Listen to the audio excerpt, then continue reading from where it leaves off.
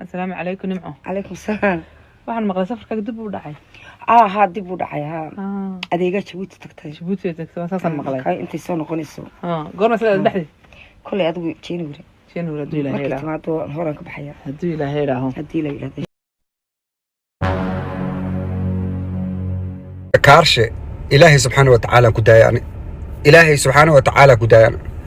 انتو إدعي ووحو إدعي سبني آدم نمذا كبحسن وردتك وعلى دعاه حتى وحبال الرئيبة موت رورو إدعي بني آدم نمذا كبحسن تا صدن إيستقال كون أو دورو إدعي فإذا لما كلا اسكو در صدن إيستقال كون لبا بقول إيو ورلبا بقول قدان داهي كون قداي إيشان شان كون لعقتي وحو تاقيها وابكو أروسابا gabadho meeshan baby kula lacagta lagu aroosay waa lacagta abtiliban oo soo shaqeystay ninkaaga inuu ku shaqeeyo ay ku fiican tahay gabar marka aroosay lacaga aniga soo dhiday aan ku aroosaa kaarshe lacagta gabadha ku aroosaysid waa lacagteeda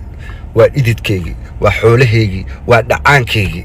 waxaan aala ku qoslaysid cid ku bartaan karnaan walaal adduun iyo aakhira kuma afin waligeena ku afin ma xataa waligay ma ku afinaay saan leeyahay ku xasuus كارشة توق معها توجد أقولي تواولي كارشة توق معها وتوجد أقولي ذتو فيريا قف مركز دعيسد لفح لقى ما تشبيه قفك عندها لقى ما طوره وحال دعاء وحال لو تريمين سقف كان وكو آمنه واسكو كاكالديو لكن وحي أن أتاوى ذا قالت تاس توجني مما وقيانا تاس توجني مما توجد الدنيا ذا تشوكتو مركز وحقالنا عيان waxaan la dareemaynin qaatan xaafay wax ka qaatan xaaf way dhigan baasaboorada dahabka magaca ku qoran xataa iga ma taabtan yani waxay rabaan inaan la ogaanin inay wax dhaceen laakiin dahab magac ku qoran yahay sharciyaasha baasaboorada subarloogada dokumentiyaasha waxaas violation wax markaa dhacaysid kaarsha aroos gishid horta xagga iska dhig horta aroos gishid xagga iska dhig khiyaano waa taas violation number 1 waa هذا الكيس وحن كوجا بجبية شرف قدي واحتريسه قروح واحتريسه حاس كاجي قروح ذا بناد يا عرورتي قروح ذا بنا إلهي وجهك عتا إنه مدى من قرتد لبا عروره آد وقروح بدن نينك حاس كيس انتو كتجي زين اللي قبته والله العظيم أنا جو حاس له أو عرور له زينو الله يجو يا سجدن الله سجدن يجو أدم بس نيستبع نكي زين اللي قبتها وان تعلعيا حاس موجودة أنا كم مقلة أول بسدي رجحي اليوكاس وتورجري وحرون تكون شيء دار ربط كان نكون من قناة مقالة نيروبي هذه وانت ننقو روح بدنا شقيست أو نول فيعن كان إلا شقي ربا إنه واحد ربا إنه زينيستو ربا والله بالله أدوك جرس ده السوق وقبو زينيسنا والدين رب الكعبة أقلا أما أقلان هذا كان تبدأ مكوكو مصان قناة dadkana iga baro istimaal maxay ii keeneen dhara ii keeneen abaayad maxaa lagu keenay wali waa cusubtaa baalka si fiican kuma qabanne hadda carar day dharkaana la ii keenay waa la qaadaa lagu laa goorma la qaadaa ii sheeg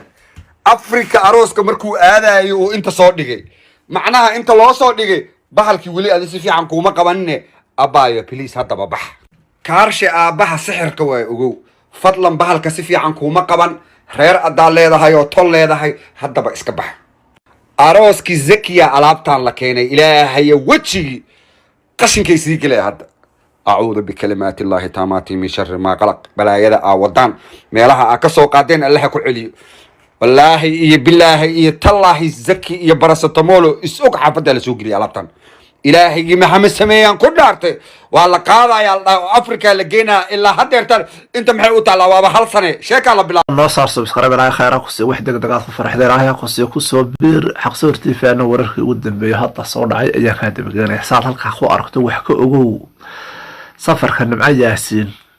كنت تغيسي وحوية ولا شيء أريغو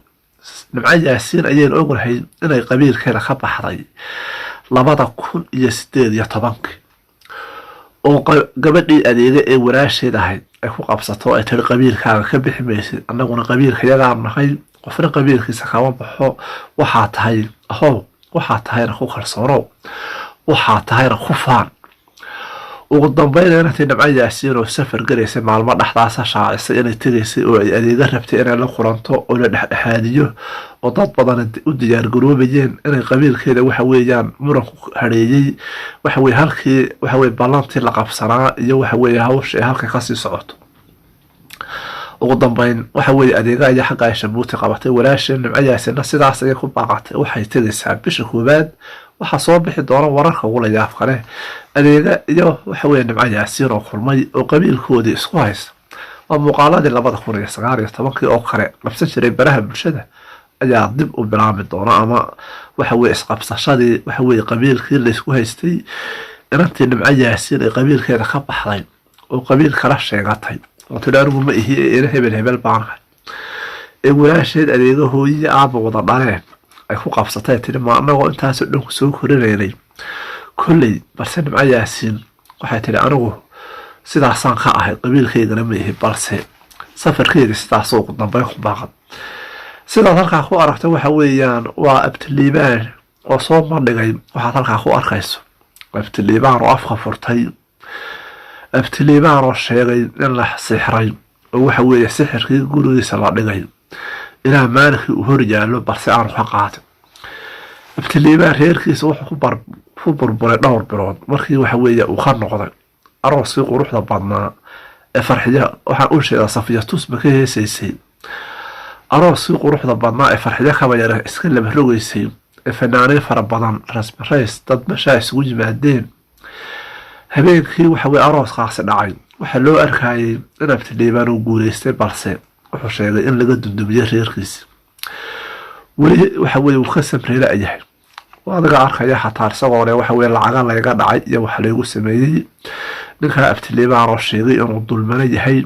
oo waxa weye reerkiisii uu ninkaasi ka burburiyey maxaa ka jira inagu maynaan odhan ee waxa weye abtiliibaan ayaa weli muuqaalada soo duubaya oo aan safrin isagoo ku dhegan baarasitamool oo sheegay inuu reerkiisa ka dambeeyey burburkiisa xataa gabadhiisa aan ogeyn in la sheegay in sixir loo dhigay oo ay waxa weye sariirta aanay ka kicin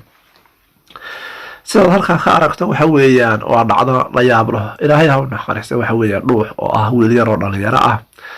waa wiil caan ka noqday baraha bulshada oo xanuunsanaa walaalkeen maanta ayuu geeriyooday u duce waxaa wiil yar oo kasoo jeeda deegaanada ama degmooyinka muqdisho mid ka mid a wiilka yar ayaa ilaahay godka u nuuray maanta waxa weeye ugu dambeyn geeriyooday xanuunada ku dhacay walaalkeen halkan kama baahin karna balse maanta weynaga hooseeya ugu dambeyn inu ducayno waxaa halkaad ku aragtaa waa wiilkaa oo in badan xataa lacaga fara badan looga ururiyay baraha bulshada dalka dabadiisana loo qaaday maanta isagoo hamil ahaa oo rabay markuu lamaado inuu dalkiisa dib ugu noqdo maanta ayay tiisii halkaa kusoo dhammaato wararka ayaa kale farqayn doonaa waxaan ku leeyahay bilow ilaa dhammaad ila soco si aad halkaa ku aragto waa abtiliibaan oo soo bandhigay muuqaalo la yaab leh oo sheegay in la sixray gurigiisa oo adiga arkaya wuxuu mashaa soo bandhigay ee uu yidhi anigu waxa weye sidaasaan ka ahay nin reerkiisii la dundumiyey oo waxa weye rag isugu tashadeen wuxuu yihi waa dad badan ba isugu kay tashaday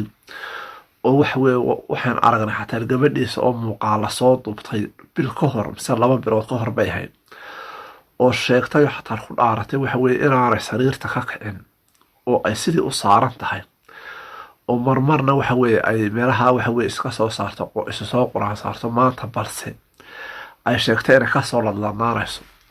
gabadhan ayaa baahisay muuqaalo 2 bilood ka hor dad badan kasoo falanqeeye abtiliibaan maanta wuxuu ku dhegan yahay baarasitamool oo ku eedeeyey inuu reerkiisi burburiyey balse waa abtiliibaan oo sheegay inuu noqday dulmare sidoo kale halkaa waxaad ku aragtaa waxa weeya safarka adeega iyo waxa weeyaan nimco yaasiin oo dib u baaqday nimco yaasiin oo ingiriiska ku sugan ayaa beri dhexdaasa sheegtay inay waxa weeyaan halkeedii kasii bilaabayso maadaama ay qabiilkeedii ka baxday oo inantii adeega ee walaasheed ahaydna ay ku qabsatay oo ay tiri ma anagoo aada walaashaya tahay ayaad rabtaa maanta inaad waxa weye qabiil kala naga gasho inantii nimco yaasiinna waxayba taagan tahay anuu qabiilkiina ma ihi ee ina hebel baanahay oo inaydaan soo korsan bay ku andacoonaysaa micnaha oo weligeedba maya is arag adeega inaa yaraanteedii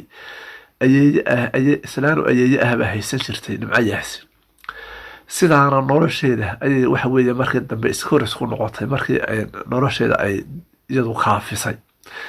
balse adeega muuqaaladan ayaa soo baxay 2018 ugu dambeyn muuqaaladaas sidii dad badan uga falcelinayeen waxaa kulmay adeega xataa iyo Nimco Yaasin baa toos u kulmay waa la dhexdhexaadiyey waa la is afgaran waayey Hargeysa tagtay bisha koobaad bay Hargeysa imanaysaa Nimco Yaasin waxay rabtaa inay soo afsharto oo ay qabiilka ay sheegatay hadda ay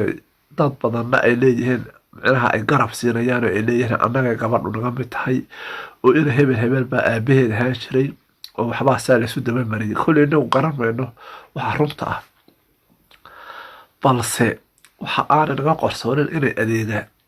iyo Nimco Yaasin ay isu eeg yihiin oo laba gabdhood oo walaal ah macal markay hadlayaan aad ka garanayso waa ta ugu la yaabka badan waxaan kulay ka mid ah